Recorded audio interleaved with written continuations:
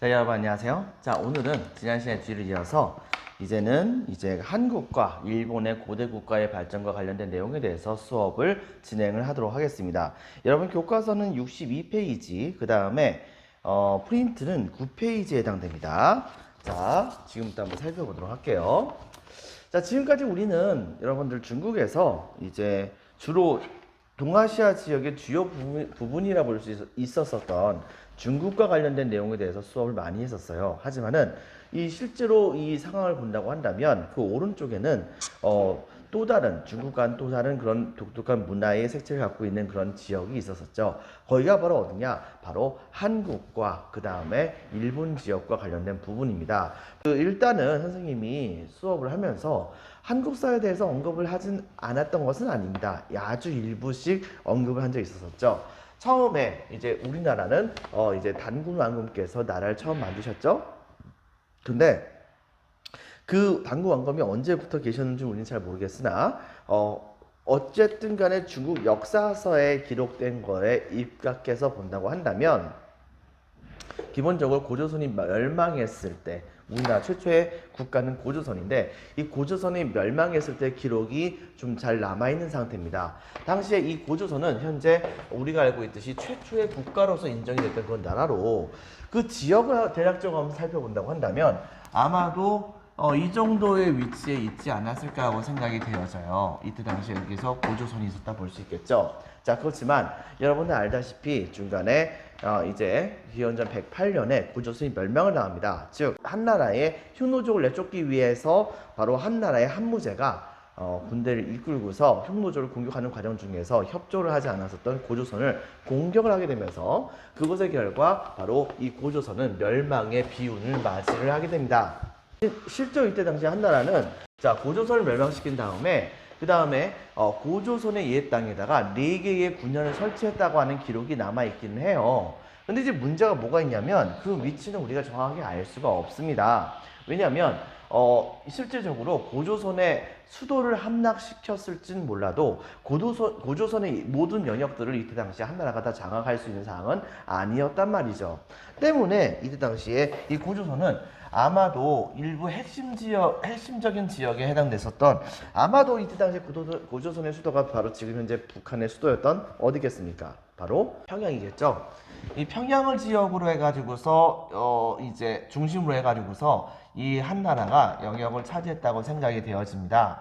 그리고 나머지 지역의 경우에는 이때 당시에 이 한나라가 장악을 하지 못하게 돼요. 당연히 이들 세력 중에서 한나라가 들어오는 거에 대해서 찬성하는 세력도 있었겠지만 반대를 하는 세력도 있었겠죠. 바로 이렇게 반대했던 그런 나라들끼리 중심이 돼가지고 가장 꼭대기에는 부여, 그 다음에 그 밑에는 고구려, 그 다음에 그 오른쪽에는 동해, 옥저와 같은 나라가, 그 다음에 남쪽에는 세 개의 한이라고 한 나라가 등장하게 됩니다. 이들이 그것을 우리는 삼한이라고 하는데요. 이들은 이제 마한, 변한, 진한 이렇게 얘기를 하는데 이들 국가들 다 통틀어서 대략적으로 70몇 개국이 넘는 국가들이 생성되었다고 볼 수가 있는 것이니까 당시에 이때의 우리나라의 국가들은 우후죽순은 여러 개가 생겼다고 볼 수가 있겠습니다. 자, 그렇게 됐다가 한산국이 설치가 됐다가 여러 곳에서 국가가 등장하게 됐죠.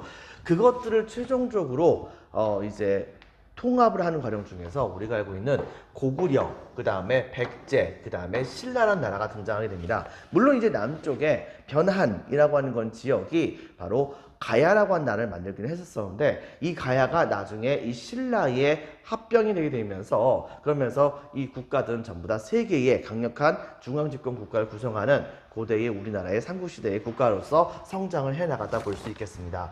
이들 대표적으로 봤을 때는 중국의 문물을 일단 수용을 합니다.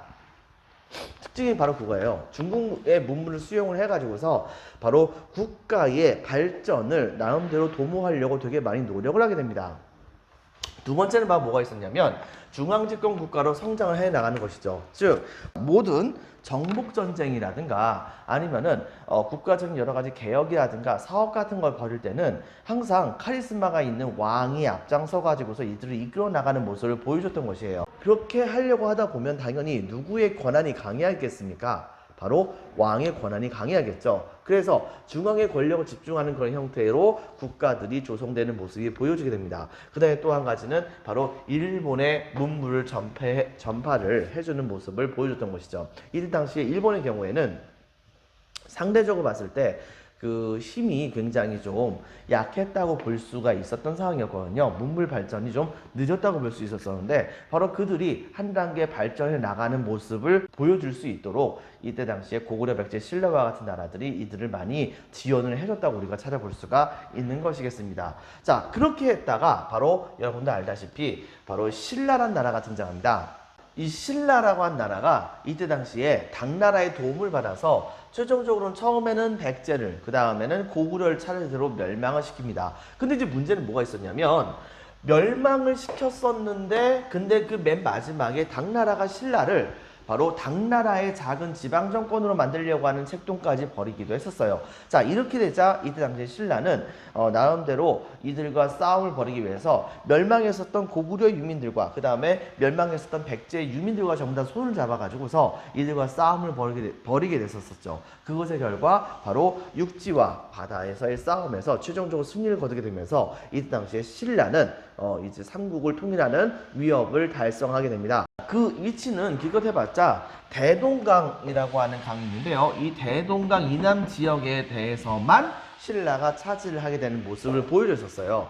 자, 그렇게 되면서 통일을 하긴 했는데 이때 당시에 이 통일을 불완전하게 통일했다고 얘기할 수 있는 상황이 벌어지게 됩니다. 자, 이런 상황에서 이번에 이제 어떤 일이 벌어지게 됐었냐면 바로 북쪽에는 바로 멸망했었던 고구려의 백성들이 고구려를 다시 한번 부흥시키기 위해서 끝없이 부흥운동을 벌이게 됐었는데 근데 당시에 당나라의 지방에서 고구려가 가까웠던 영주라고 하는 건 지역에서 거란족의 대대적인 반란이 일어나게 되자 이 반란을 틈타서 당나라의 감시가 소홀한 그 틈을 타가지고서 여기에서 탈출했었던 바로 말갈족과 그 다음에 고구려 유민들의 우두머리들이 여기를 탈출해가지고서 옛날 고구려 땅이 있었던 지역으로 도망가서 거기에서 동모산 이라고 하는 곳에서 거대하게 바로 국가를 만들기 시작했고 그 영역이 점차 커져가지고서 나중에는 옛날 고구려 영토 거의 대부분을 차지하게 되는 상황까지도 가게 됩니다. 바로 그렇게 해서 세워졌던 나라가 바로 어디냐면은 발해라고 한 나라였었죠. 이때 당시 이 발해라고 하는 그런 나라가 성장을 해 나가게 되면서 바로 이제 굉장히 힘을 크게 떨치게 되었다고 우리가 볼 수가 있겠습니다. 자, 근데 이제 문제는 뭐냐면 이 발해도 초창기에 당연히 당나라하고 사이가 좋았을 리가 없습니다. 왜냐하면 바로 이 당나라가 고구려를 멸망시켰잖아요. 고구려를 계승했었던 이 발해가 당연히 고구려를 멸망시켰었던 이 중국을 그다지 좋아할 리가 없겠죠. 그런데 이들이 이때 당시에 뭘 하게 됐었냐면 시간이 흘러가면서 바로 넓어진 국토를 통치하기 위해서는 이미 넓은 국토를 다스린 경험이 있었던 당나라와 같은 그런 나라의 제도 같은 것을 수용하는 것이 훨씬 더 이익이라고 하는 것을 알게 되었던 것이에요. 그래서 초창기에는 이 당나라와 그다음에 또한 신라와도 이제 나중에 가서 대립을 하기도 했었는데 그런데 시간이 좀 더 흘러간 다음부터는 당나라의 문물을 적극적으로 수용하면서 같이 국가의 발전을 이끌어 나가는 모습을 보여주게 됩니다. 바로 이런 부분까지 여러분이 같이 기억을 해주기 바랍니다. 자, 먼저 그래서 이제 3번 한국과 일본의 고대 국가와 관련된 내용에 대해서 살펴보겠습니다. 첫 번째 동그라미 1번에 빈칸해 주겠습니다. 고조선.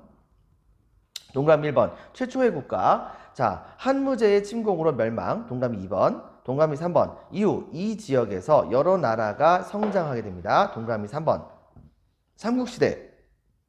동그라미 1번 고구려 백제 신라가 중국 문물을 수용합니다. 동그라미 2번 중앙집권 국가를 성장하고 빈칸에 넣겠습니다. 일본의 문물을 전파합니다. 자, 동그라미 3번엔 남북국 시대 박스. 동그라미 1번 신라가 빈칸에 넣겠습니다. 당의 도움으로 삼국을 통일합니다. 동그라미 2번 이후 북쪽에는 북쪽에 발해 건국.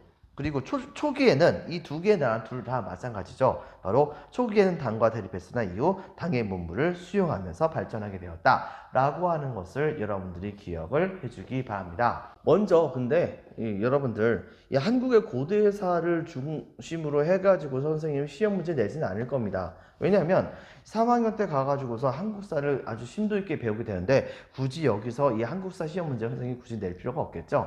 다만 한국사와 관련해 가지고서 이 시험 문제가 조금이라도 뭐 예시라든가 이런 거에서 아예 안 나온다 이런 것은 아닙니다. 다만 한국사를 주제로 해서 시험 문제를 내지는 않겠다는 이야기예요. 이런 점 여러분들 같이 기억을 해주시고 이번에 이제 일본에 대해서 이야기를 할게요. 일본의 경우에는 지금 현재 본다고 한다면 굉장히 크게 4개의 섬으로 이루어졌다고 볼 수가 있겠습니다. 먼저 제일 큰 이 가운데 있는 이 섬을 우리는 뭐라고 부르냐면 혼슈라고 부르고 여기 이쪽에 튀어나왔던 이쪽에 있었던 남쪽에 있는 섬을 일컬어서 우리는 규슈라고 부릅니다. 그 다음에 이것보다는 조금 더 작은 이 옆에 있는 조그만 섬을 일컬어서 우리는 시코쿠라고 부르고요. 그 다음에 나중에 일본 역사에 포함이 되는 옛날 이제 아이누족이라고 하는 민족이 살았다고도 하죠. 바로 이 북쪽에 있었던 이 땅을 일컬어서 우리는 뭐라고 부르냐면 홋카이도라고 보통 부릅니다. 이 4개의 섬들을 여러분들 기본적으로는 기억을 해주시고 이 본격적으로 여기에 대해서 이 일본이라는 나라가 어떻게 발전했는지에 대해서 이야기를 하도록 하겠습니다. 먼저 자 야마토 정권의 성립과 발전과 관련된 그런 내용이에요. 상황은 이래요. 일본의 신석기 시대는 존재합니다. 물론 구석기 시대도 존재는 합니다.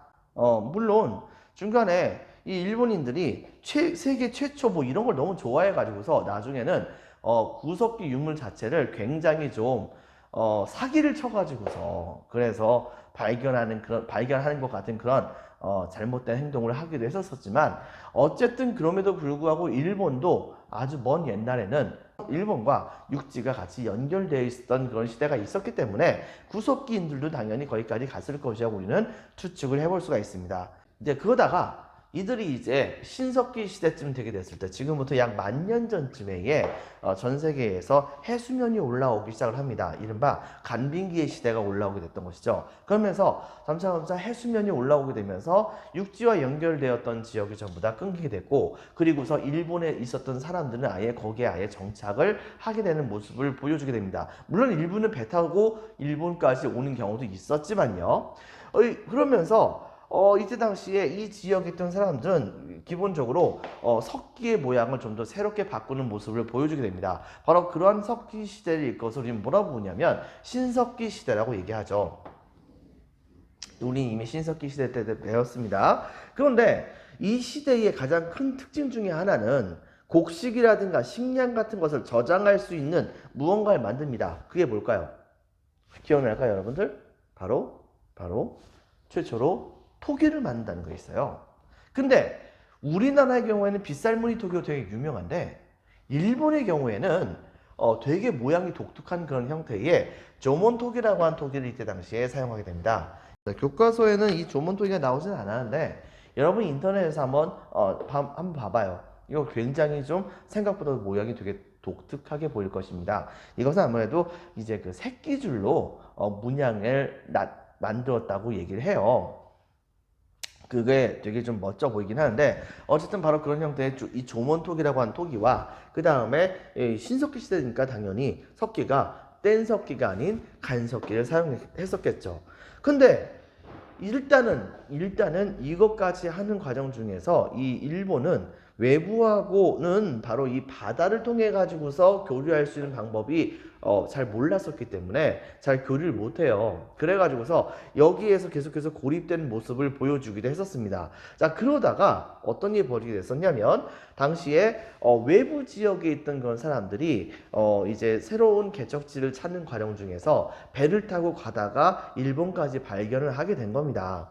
그래가지고 이들이 이때 당시에 한반도라든가 멀리에서는 이제 중국에서도 배를 타고서 이때 당시에 이 일본으로 건너가는 경우가 되게 많이 있었어요.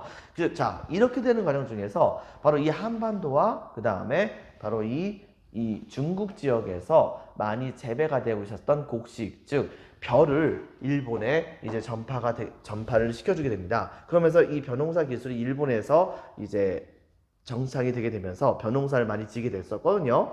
그런데 문제는 뭐냐면 이렇게 건너갔을 시대가 한반도와 중국의 입장에서는 무슨 시대였냐면 철기 시대였습니다. 그런데 이때 당시에 일본은 아직까지도 청동기를 발견하지 못했던 상황이었어요. 때문에 한반도와 중국에서 건너갔던 사람들은 기본적으로 이 청동기와 철기 문화를 바로 이 일본 지역에 있는 사람들에게 가르쳐 주게 됩니다. 그러면서 최초로 일본은 야요이 시대로 불리는 금속 문화의 시대로 이제 넘어가게 되었던 것이라 볼 수 있겠죠. 이때 당시에 왔었던 그런 사람들이 있어서 일본인들은 뭐라고 부르냐면 도레인이라고 얘기를 하죠. 바다를 건너서 온 사람들이다 라고 얘기를 하는 것입니다. 자, 그래서 이렇게 이 철기 문화가 그 다음에 청동기 문화까지 같이 전파가 되게 되면서 이 지역에서는 농업 생산력이 굉장히 많이 높아지게 됐고, 높아지게 된 그 농업 생산력을 기반으로 해가지고서 각 지역에서 유력한 세력들이 여러 개의 자신들만의 독자적인 국가를 만들기 시작을 하게 됩니다. 그렇게 되면서 만들어졌던 국가의 숫자가 무려 100개가 넘었대요. 그런데 이 100개가 넘었었던 그런 나라들을 나중에 가서는 하나로 통합을 하게 돼요. 이 통합을 하게 됐던 나라가 바로 어디냐면 여기 보이는 야마토 정권이라고 하는 정권입니다. 이 야마토 정권은 나중에 이제 3세기쯤 가가지고서 바로 이 정권이 일본의 나름대로 이제 알려진 국가가 구성되었던 웬만한 곳들은 다 점령을 하게 됩니다. 사실상 일본 전역을 전부 다 통일하게 되었다 볼 수 있겠죠. 그리고 당시에 일본의 왕은 약간 좀 신적인 존재로까지 만들도록 노력을 했다 볼 수 있는데, 그렇게 했던 이유가 그만큼 일본의 왕이 왜 권력이 강화가 되어야 하는가에 대해서 일본인들이 잘 이해를 못했던 그런 측면이 있었던 거예요. 그런데 이때 당시에 왕의 권력이 그만큼 강화가 되어야 한다는 것을 정당화시켜준 종교가 바로 일본에 전파가 되게 되죠. 그 종교의 이름이 바로 뭐냐면 불교였던 것입니다. 여러분들 알다시피 불교는 윤회, 그 다음에 이런 사상을 통해 가지고서 왕이 왜 왕이 되어야 되는지, 귀족이 왜 귀족이 되게 되는 것인지에 대한 설명을 하게 해주는 것이죠. 왕권을 강화하게 하고 귀족권도 역시 강화를 하게 하는 효과를 보여줬던 것입니다. 때문에 이때 당시에 이 불교가 적극적으로 많이 퍼져나가는 것이 좋다고 생각했었던 이때 당시에 일본에 가장 현재 있는 모든 일본인들이 고대 인물들 중에서 가장 자기네들이 존경하는 인물로 꼽는 사람이 바로 누구냐면 바로 이 쇼토쿠 태자인데요. 이 쇼토쿠 태자라고 하는 사람이 중심이 돼가지고서 적극적으로 중국과 한반도 지역의 선진 문물을 많이 수용을 하게 됩니다. 실제로 이 쇼토쿠 태자의 여러 스승들 중에서는 바로 고구려인들도 있었고 백제인들도 있었어요. 자, 그리고 이 쇼토쿠 태자는 바로 자신이 중심이 돼가지고서 적극적으로 이 불교를 장려하는 모습을 보여줍니다. 자, 불교를 장려하게 되면서 야마토 정권 내에서 이 불교를 중요시하는 그런 세력이 점차 힘을 키워나가다 볼 수 있겠죠. 그런데 이제 문제는 뭐냐? 쇼토쿠 태자는 쇼토쿠 태자입니다. 그렇다는 얘기는 나중에 왕이 됐을까요? 안 됐을까요?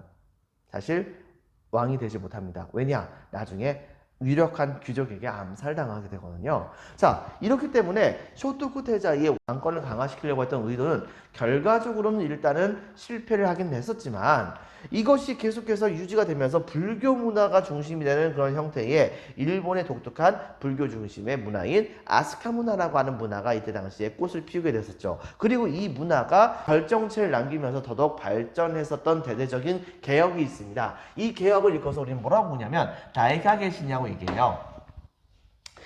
일본에는 일본 역사의 통틀어서는 가장 강력했었던 개혁이 딱 두 번 있었어요. 첫 번째가 바로 이 다이카게신입니다. 두 번째는 여러분이 나중에 한번 찾아보세요. 자, 어쨌든 간에 여러분들, 자, 이렇게 해서 이 다이카게신이 등장하게 됐을 때 이 다이카게신이라고 하는 것은 일본의 국가 제도 자체가 완전히 처음부터 끝까지 다 뜯어 고친 겁니다. 근데 뜯어 고치려고 한다면 뜯어 고치는 대신에 바로 대안으로 들여와야 되는 제도가 있어야 될 거 아니에요. 근데 그때 당시에 일본이 들여왔었던 그 제도가 바로 무엇이었냐면 바로 중국 문물이었던 것입니다.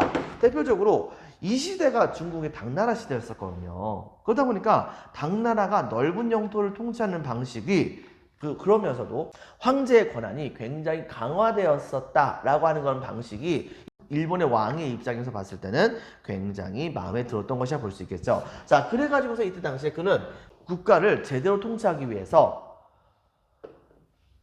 당나라가 국가를 통치하는 시스템을 일본에다가 거의 그대로 들여옵니다. 그래가지고서 당나라의 법률에 입각해가지고서 일본을 통치해 나가는 모습을 보여주게 됐던 것이죠. 기억날까요, 여러분들? 바로 당나라 이때 당시의 법률을 일컬어서 우리는 뭐라고 봅니까? 형법과 그 다음에 행정법, 이거 둘 다 합쳐서 바로 율령이라고 하죠. 바로 이런 율령을 수용해가지고서 적극적으로 이 국가를 당나라의 방식의 형태로 많이 바꾸려고 노력을 했었고, 이렇게 하다 보니까 이 당나라의 율령제도 자체가 국왕 중심의 중앙집권 체제를 갖추는 모습이라 볼 수 있었기 때문에, 그렇기 때문에 일본도 역시 국왕 중심의 중앙집권 체제를 확립시키는 효과를 얻게 됩니다. 그리고 이 효과가 점점 커져가지고서 왕이 점차 힘을 키워나가는 과정 중에서 본격적으로 일본은, 원래 이제 주변 사람들은 이 일본 세력들 일컬어서 뭐라고 부르냐면 왜라고 불렀습니다. 그런데 자기네들이 왜라고 불리는 것은 약간 좀 그렇잖아요. 기분이 왜라고 불리긴 했는데 자기네들 정식 명칭이 있는 것이 좋다고 생각했던 것이죠. 일본의 입장에서는요. 그렇기 때문에 이들은 이때 당시에 어떻게 했었냐면 바로 자기 나라들 스스로를 이제 일본이라고 하는 아예 국가 명칭을 정합니다. 일본 무슨 뜻이냐? 나릴자 본, 근본 본자, 즉 나딜자, 즉 태양의 근본이 되는 곳이다 라고 하는 것이죠. 아, 이름 한번 되게 거창하죠. 자, 그 다음에 또 한 가지 자기네들의 왕을 천황이라고 이름을 붙여주게 됨으로써 스스로 이제 천황을 자처를 하기도 합니다. 자, 이런 식의 모습을 보여주면서 나름대로 이제 그 국뽕이 이제 양 어깨에 뽕뽕 올라가게 되는 그런 형태의 모습을 보여줬다 볼 수 있겠죠. 자, 이렇게 한 다음에 국가가 어느 정도 중앙집권화되는 모습을 보여주게 되자 일본은 그때 당시에 헤이조쿄라고 하는 곳을 옮겨가게 돼요. 그래가지고서 이때 당시에 이 헤이조쿄에서는 바로 뭘 했었냐면 당나라의 문물을 되게 많이 수용을 해가지고서 국가를 개혁을 했었잖아요. 그러다 보니까 모든 것을 전부 다 당나라 것을 많이 본따려고 노력을 했던 것입니다. 그 과정 중에서 바로 당나라의 수도의 모양까지도 이때 당시에 따라가게 됐던 것이에요. 지난 시간에 우리가 배웠다시피 궁성을 중심으로 해가지고서 양 옆을 가르는 주작대로가 있고, 그 다음에 양쪽의 시가지에는 각각의 동시와 서시가 있으며 모든 건물들이 전부 다 바둑판 구획이 되어 있다시피 이렇게 짝짝짝 나뉘어서 이제 배치가 되어져 있는 그런 형태의 궁궐을 구축하려고 노력을 했다 볼 수 있겠습니다. 당나라의 장안성을 모방을 했고, 바로 이때 당시에 다이카 계실 때 시행했던 이 율령 정치를 적극적으로 시행하려고 열심히 노력을 합니다. 하지만 열심히 공부하다가 궁금한 거 있잖아요. 잘 모르겠는 거 있잖아요. 자, 이런 것들을 이때 당시에 당나라에 가서 배우는 것이 좋겠다고 생각했었던 일본은 바로 뭘 했었냐면 당나라를 보고 배우기 위한 견당사라고 하는 사신을 이때 당시에 파견을 했다고 해요. 견당사, 어렵게 생각하지 마세요. 볼견자입니다.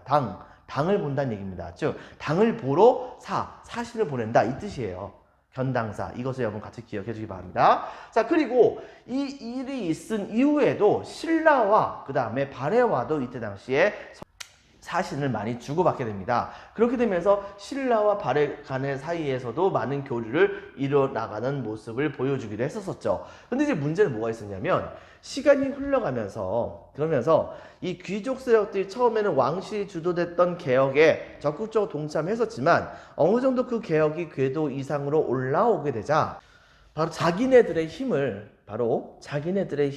적극적으로 자랑하려고 노력을 하게 됩니다. 그러면서 당시에 귀족의 세력에 버금갈 수 있는 존재는 바로 왕실밖에 없었거든요. 때문에 왕실의 세력과 귀족 세력들이 서로 이제 그 싸움을 벌이면서 점차 당나라의 율령 체제에 입각해가지고 국가를 정비했던 것이 점차 이제 쇠퇴를 하게 되는 그런 안타까운 상황이 벌어지게 됩니다. 하지만은 나중에는 바로 일본의 국왕 중에서 새롭게 개혁적인 국왕이 한 명 더 등장을 해요. 헤이안 시대를 열었었던 이 개혁적인 일본의 국왕은 당시에 수도를 헤이안이라고 하는 곳으로 옮깁니다. 헤이안교라고 하는 곳으로 옮겨요. 지금 이 헤이안교가 지금 현재 교토라고 불리는 곳입니다. 이 교토로 천도한 다음에 다시 한 번 더 율령 체제를 살짝 좀 시대에 맞게 바꿉니다. 즉 일본은 이때 당시 이 당나라에게서부터 율령 체제를 배워오긴 했는데 이 율령 체제 한번 배워온 것이 계속해서 그냥 유지가 되는 줄 알았어요. 그래가지고서 이 율령 제도 자체에 대한 개혁을 잘 하진 않았었던 것이죠. 근데 사람이 살아가다 보니까는 자연스럽게 상황이 변하는 사태가 많이 벌어질 수도 있는 것이고, 그 다음에 그 율령 체제를 활용하는 사람도 변하는 거잖아요. 그런데 이 법령 자체가 옛날과 같이 그냥 그대로 유지가 된다고 한다면 시대에 맞지 않는 법령이 될 수도 있는 거 아니겠습니까? 바로 이때 당시에 이 헤이안 시대 때의 일본의 국왕은 바로 그런 점을 알았기 때문에 자기들의 나름대로 대대적인 그런 개혁을 실제로 시도를 하게 됩니다. 그리고서 어느 정도까지는 이게 성공을 해요. 성공을 하게 되는데 그게 끝이에요. 그 다음 때에 바로 일본의 국왕이 왕위를 계승한 다음부터는 바로 각 귀족들과 그 다음에 외척들이 계속해서 정치에 간섭을 하게 되면서 일본의 천황이라 불리는 바로 일본의 국왕이 제대로 된 권력을 행사하지 못하는 문제점이 있게 되었던 것입니다. 그러면서 왕권이 약화가 된다고 한다면 당연히 귀족들의 권한이 강화가 될 수밖에 없는 것이겠죠. 그래서 이 시대 때는 바로 귀족 중심의 사회가 일어났다라고 얘기를 합니다. 근데 이제 문제가 하나 생깁니다. 바로 일본 내부에서 일본이 그렇게 열심히 배우려고 노력했었던 나라, 이 당나라가 이른바 안사의 난을 시작으로 해가지고서 그것을 기점으로 해서 본격적으로 나라 자체가 무너지는 모습을 보이게 됐던 거예요. 당시 일본은 바로 이 당나라를 배우기 위해서 뭘 파견한다고 했었죠? 바로 견당사라고 하는 사신을 파견했었다고 했었죠. 근데 이 견당사가 일본에서 당나라로 건너갔는데 이 견당사들이 딱 봤더니 당나라가 지금 망해가고 있는 과정이에요. 여러분 생각해보세요. 망해가는 나라한테 뭘 배웁니까?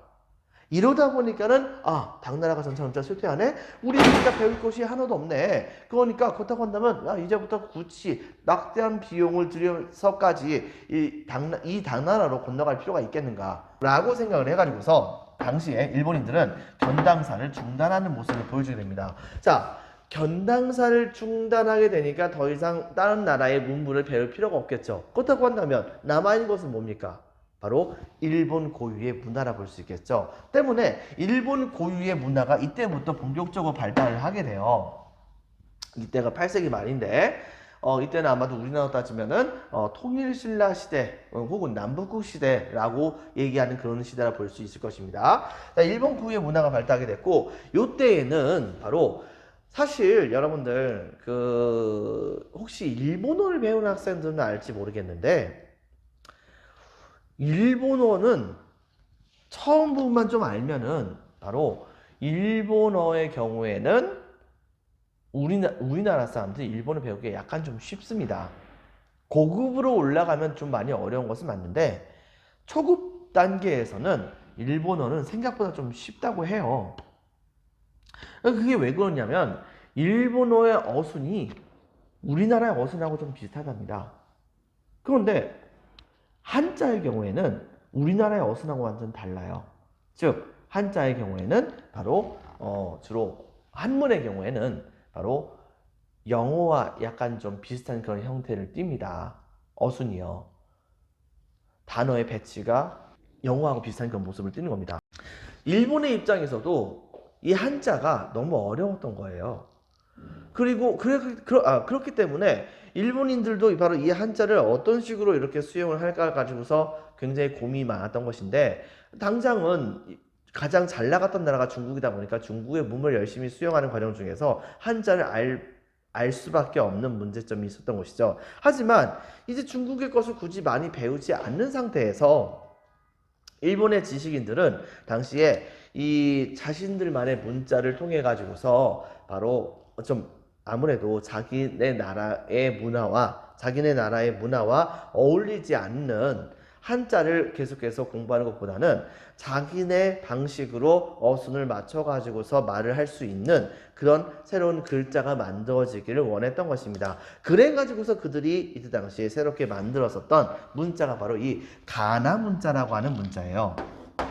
이 가나 문자는 바로 이 한자에서 본다고 한다면 부수라고 하는 것이 있어요. 근데 이 부수라고 하는 것을 어느 정도 좀 단순화시켜 가지고서 그래서 변형을 시켜서 일본에 맞게 이것을 표현한 것이라고 보면 되겠습니다. 바로 이러한 가나 문자들 이때 당시에 사용해 가지고서 일본 고유의 문화를 좀 더 독특하게 만들려고 노력을 했었고요. 그리고 이때에 바로 일본식의 주택을 이제 완성해 나가기 시작을 하고 복장도 일본식으로 이제 바꾸려고 하게 됩니다.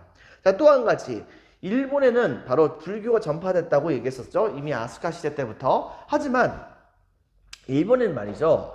지금에 와서는 좀 이제 사실상 종교로까지도 인정되는 그런 무속신앙이 있습니다.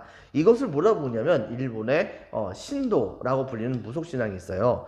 즉 일본의 고유의 그런 신앙으로서 이 자연 만물에는 모든 그런 신들이 존재한다고 생각을 하면서 그러면서 그 신들을 전부 다 숭배하려고 하는 일종의 다신교라 볼 수 있는 건데요. 바로 이 신도라고 하는 것이 이때 당시에 들어왔었던 불교와 같이 이제 합해지는 그런 효과가 있게 돼요. 그렇게 되면서 일본의 불교가 신도를 좀 어느 정도 흡수를 합니다. 흡수해가지고서 다른 한반도라든가 중국과 같은 나라에는 전혀 존재하지 않는 일본 고유의 독특한 그런 형태의 일본식 불교가 이때 당시에 만들어지게 되었다는 것을 여러분들이 기억을 해주기 바랍니다.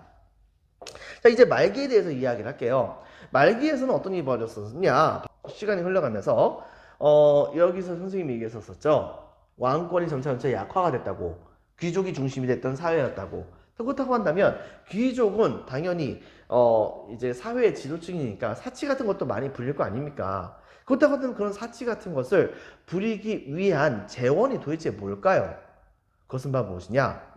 귀족의 사적인 소유지, 즉 장원이라고 하는 것입니다. 이 장원이라고 하는 게 나중에 서양에서 나오긴 한데 약간 의미가 다르긴 하지만 어쨌든 이 장원이라고 하는 것이 있었습니다. 이 장원이라고 하는 것은 땅뿐만이 아니고 그 땅에서 농사 짓는 사람들까지를 같이 다 포함을 하는 것입니다. 바로 이 장원이 점차 확대가 돼요. 그리고 또 한 가지 이때 당시에 중앙정부가 점점 약화가 됩니다. 중앙정부가 점점 약화가 되게 되면서 그러면서 각 중앙정부에 있던 귀족들은 왕위 계승 문제라든가 권력 다툼 문제로 인해 가지고 자기네들끼리 치열하게 다툼을 벌이게 돼요. 자, 그러다 보니까 각 지역에서 이제 어떤 일이 벌어졌냐면 이제 도적대가 막 일어나는 겁니다. 문제는 중앙정부가 바로 그런 도적대들을 다 잡아주고 막아주고 이렇게 해야 되는 것이 원칙인데, 그런데 이때 당시에 자기네들끼리 싸움을 하고 지방에다가 파견할 병력 같은 것이 없는 거예요. 그러니까 결과적으로 이런 상황인 겁니다. 자, 내가 바로 얼마 후에 우리 집으로 도적대가 한 10명 정도가 쳐들어온다는 그런 소식을 어떻게 하다가 접하게 됐어요. 그래가지고서 지역 경찰서에다가 전화를 건 거죠. 전화를 걸어서 여보세요. 지금 현재 도적대들이 지금 우리 집으로 막 쳐들어올 것 같아요. 그러니까 제발 그들을 좀 맞게 경찰 병력 좀 보내주세요. 이렇게 얘기를 한 겁니다. 근데 문제는 뭐냐? 경찰서가 전화를 안 받아요. 왜? 알고 봤더니 경찰서장이 아직까지 발령이 안 됐어요. 그 더 웃긴 것은 경찰들도 발령이 안 났어요. 왜? 자기네들끼리 싸우느라고 경찰 병력을 전부 다 군의 병력을 다 차출한 다음에 자기네들끼리 치열하게 내전 벌이고 있는 거예요. 그렇다고 한다면 백성들은 누가 지킬까요? 지킬 사람이 없잖아요. 근데 또 그래가지고서 백성들은 정말 죽기 일보 직전의 상황이었었는데 문제는 이 귀족들도 문제였던 거예요. 즉, 이 호족들은 스스로 이제 자기 스스로 그 지역에서 돈을 많이 벌게 돼가지고서 성장하게 되었던 지역의 세력가를 일컬어서 우리는 호족이라고 얘기합니다. 옛날에 중국의 한나라 시대 말 때쯤에 이 호족이라고 하는 세력이 등장했다고 얘기를 했었죠. 바로 이 귀족과 호족들은 자기네들의 장원을 점차 확대를 해 나가긴 했는데 그 확대했었던 장원을 지켜야 되는데 도적대들이 막 들끓고 있지만은 경찰들에게 자기네들의 장원을 지켜달라고 얘기할 수가 없는 겁니다. 왜? 자기네들끼리 싸우느라고 경찰 병력들까지도 바로 자기네들의 사병 인력을 전부 다 충원하고 막 이런 상황이 벌어졌던 것이에요. 이러다 보니까 지방에 바로 치안 같은 것을 담당할 수 있는 존재가 없게 됩니다. 그리고 귀족들의 그 다음에 호족들의 장원을 지켜줄 수 있는 존재가 없게 됐던 것이고요. 그래가지고서 이때 당시에 바로 이 귀족과 호족들은 자기네 재산들을 지키기 위해서 좀 힘 좀 깨나 쓴다 라고 생각되었었던 바로 싸움 깨나 한다고 불렸었던 사람들, 이른바 무사들을 대거 이때 당시에 고용을 많이 하게 됩니다. 고용을 많이 하게 되면서 그 무사들을 이때 당시에 자기네들의 경비원으로서 쓰게 되었던 것이죠. 그런데 시간이 흘러가면서 어떤 일이 벌어졌느냐, 이 무사들을 되게 많이 고용을 하다 보니까는 아예 무사 한 명보다는 무사 단으로 모여 있는 것이 훨씬 더 선택이 되게 좋기도 하고 그 다음에 세력을 키우기도 좋게 되는 것이에요. 그러면서 이때 당시에 무사 단들이 만들어지게 됩니다. 자, 무사 단들이 점점 만들어지게 되면서 이 무사 단들끼리 나중에 바로 이 일본 전역을 두고서 서로 권력을 차지하겠다고 서로 이제 싸움을 벌이는 시대가 오게 되죠. 바로 그런 식으로 점차 무사의 힘이 커지게 되었다는 것을 여러분들이 기억을 해주기 바랍니다. 이렇게 되면서 일본의 고대 시대는 이걸로서 끝이 나게 됩니다. 자, 지금부터 이제 프린트에 나와 있는 내용을 적도록 하기 바랍니다. 자, 2번 야마토 정권의 성립과 발전에서부터 4번 헤이안 시대까지에 대한 내용입니다. 자, 1번 조몬 시대 별표 하나, 동그라미 1번 신석기 시대, 동그라미 2번 조몬 토기와 간석기 사용, 그 다음에 별표 역시 하나, 야요이 시대 기억해주세요. 바로 기원 전 300년 전 무렵쯤에 한반도와 중국에서 변형사와 금속문화, 즉 이때 당시에 금속문화는 청동기와 철기를 수용하는 겁니다. 아니 선생님, 그렇다고 한다면 일본에는 청동기 시대가 없는 겁니까? 없습니다. 그냥 이 시대는 바로 철기 시대로 넘어간 거예요. 자, 바로 이때 당시에 넘어갔던 사람들 뭐라고 했었죠? 바로 도레인. 그래서 한쪽에 빼서 적어주세요. 한반도와 중국에서 여기서 한쪽을 빼서 이렇게 이때 당시에 넘어왔던 사람들이 바로 도레인이라고 한다는 거 기억해 주시고요. 자, 밑줄 치겠습니다. 기원전 1세기 무렵쯤에 100여 개의 작은 나라 밑줄, 그거다가 오른쪽에다가 빈칸을 적겠습니다. 야마토 정권, 야마토 정권이라고 하는 정권이 등장하게 됩니다. 자, 3번 야마토 정권에서는 3세기 말 때쯤에 일본 전국을 이 야마토 정권이 통일을 하게 됩니다. 이 과정 중에서 이렇게 통일한 다음에 그 다음에 일본의 문화를 발달시키는 과정 중에서 현재 일본 사람들이 고대 인물 중에서 가장 존경에 맞이하는 인물이 있었다고 했었죠? 그 사람이 누굽니까? 바로 오른쪽에 계신 분이죠. 빈칸을 적겠습니다. 쇼토쿠 태자. 이 쇼토쿠 태자는 중요합니다. 별표 2개. 쇼토쿠 태자가 중심이 되어 중국과 한반도의 선진 문물을 수용하게 됩니다. 동그라미 1번. 동그라미 2번. 불교를 장려하고 그 다음에 불교를 장려합니다. 자, 동그라미 2번. 불교를 장려합니다. 한반도와 중국 문화를 바탕으로 해가지고서 일본 문화를 시키려고 하는 모습을 보여주게 됩니다. 바로 이 쇼토쿠 태자의 불교를 수용해서 문화를 발전시키려고 하면서 등장했었던 일본의 문화 시대를 읽어서 우리는 뭐라 부르냐? 자, 한쪽을 빼서 뭐라고 적냐면 아스카 문화라고 적어주세요. 아스카 문화. 자, 그 다음에 동그라미 4번. 바로 다이카게신 별표 2개. 7세기 중요쯤에 동그라미 1번. 적극적인 중국 문물을 수용하게 됩니다. 빈칸에 적겠습니다. 율령 등 적극적인 중국 문물을 수용하게 됐었고, 동그라미 2번. 국왕 중심의 중앙 집권 체제를 확립하게 됩니다. 그러면서 그 다음에 또 한 가지 동그라미 3번. 이후에 7세기 말 때쯤이긴 한데 바로 동그라미 3번. 일본, 그 다음에 천황과 같은 호칭을 이때에 본격적으로 사용하게 되었다 볼 수 있겠죠. 자, 그러면서 자, 5번 8세기 초 때쯤에 해당하는 나라 시대 별표 하나 쳐주세요. 자, 동그라미 1번 나라의 헤이조쿄라고 하는 곳으로 수도를 옮깁니다. 이 수도는 빈칸에 적혔습니다. 당의 장안성, 당나라의 수도였었죠. 장안성을 모방하죠. 동그라미 2번 율령 중심의 개혁을 실시하게 됩니다. 동그라미 3번 당나라를 배우기 위해서 사신을 파견합니다. 뭐라고 했었죠? 바로 견당사를 파견하고, 동그라미 4번 신라 및 발해와 활발한 교역을 벌이게 됩니다. 자, 하지만 시간이 흘러가면서 왕실과 귀족의 대립이 점차 심해지게 됐었는데, 여기에서 바로 개혁적인 일본의 국왕이 한 명 등장하게 되면서 별표 1개 반 헤이안 시대가 들어오게 된다고 했었죠. 바로 8세기 말 때쯤인데 동감 1번 헤이안쿄 지금 현재 어디라고 했었죠? 바로 교토라고 불리는 헤이안쿄라고 하는 곳으로 이때 당시에 수도를 옮기고요. 동감 2번 개혁을 시도합니다. 자, 그러면서 어느 정도 효과를 보긴 했었지만 얼마 가지 못하고 맨 마지막에 밑줄치겠습니다. 왕권 약화, 그 다음에 귀족 중심 사회로 넘어가게 됩니다. 자, 국풍문화 좀 중요합니다. 여기다가 추가적으로 별표 하나 더 쳐주세요. 국풍문화 빈칸에 적겠습니다. 국풍문화. 당일 쇠퇴로 사신단 파견이 중단됩니다. 이렇게 되면서 동그라미 1번 이것 때문에 일본 고유의 문화가 발달할 수밖에 없었겠죠. 동그라미 1번 일본 고유의 문화 발달. 동그라미 2번 가나 문자 사용. 동그라미 3번 일본식 주택과 고유 복장이 유행합니다. 동그라미 4번 일본식 불교 즉 신도와 그 다음에 불교가 합쳐진 그런 형태의 일본식 불교가 발전하게 되는 모습을 보여주게 되죠. 그리고 말기에서는 동그라미 1번 귀족과 지방 세력 즉 호족들의 그런 장원 학대가 심했으며 이 장원들을 지키기 위해서 이들은 이때 당시에 빈칸에 적혔습니다. 동그라미 2번 무사를 고용합니다. 그러면서 고용했던 무사들이 많아지다 보니까 자연스럽게 무사 계급이 성장하게 되는 효과가 있게 되었었다라고 하는 것을 여러분들이 기억을 해주기 바랍니다. 자, 일단은 여러분들 수고 많으셨습니다. 여기까지 하겠습니다. 공부 열심히 하세요. 감사합니다.